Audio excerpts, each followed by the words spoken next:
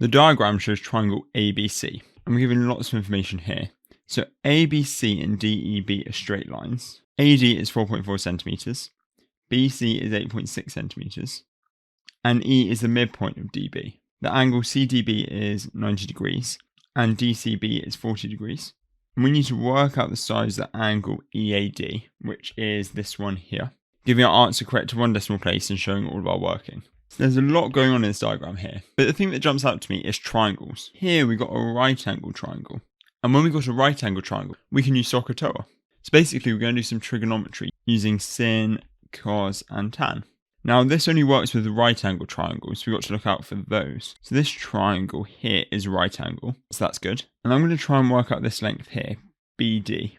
So we've got our angle that we're going to use here, 40 degrees. So if we go opposite to it, we've got BD. So the BD length that we want to find out, I'm going to label it O because that's going to be the opposite side. This side here with both the angles along here is the adjacent side. And this side here is the hypotenuse. So what sides are we using? Well, we want to work out this side, so we're using the opposite one. And the information we've already got is for the hypotenuse. So we look along our sort of SOHCAHTOA helpful diagram here and see where we see O and H. So O and H is here. So we know we're going to be using sine for this. So we know that sine of an angle is equal to opposite over hypotenuse. So applying it to this triangle, we've got that sine of 40 degrees equals opposite. Okay, well, we don't know what that is yet. That's what we're trying to find out. So that is length DB over the hypotenuse. And we do know what that is. That's 8.6. So if we rearrange that by multiplying both sides by 8.6, we get that DB equals sine 40 multiplied by 8.6. And if you put that into the calculator, you should get 5.52797 and ... Now we're told that E is the midpoint of DB. So this length should be half of this.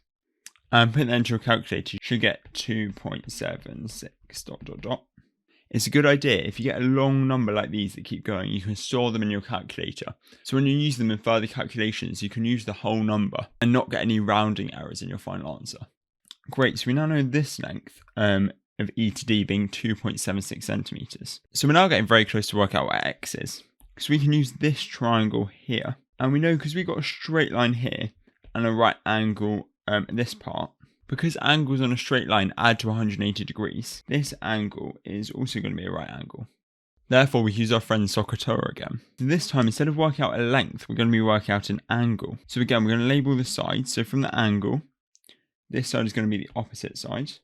This side, because we've got the angle and the right angle here, this one is the adjacent side. And the other side is the hypotenuse.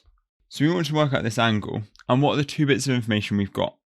We've got information for the opposite and the adjacent. So if we look up here, we know that's tan, because tan uses opposite and adjacent. So we've got that tan theta equals opposite divided by adjacent. So in our case, we got that tan x equals opposite, which for us is 2.76 ... divided by the adjacent, which is 4.4. And remember, if you stored the long number of this in the calculator, use that, because that will mean we get an accurate answer.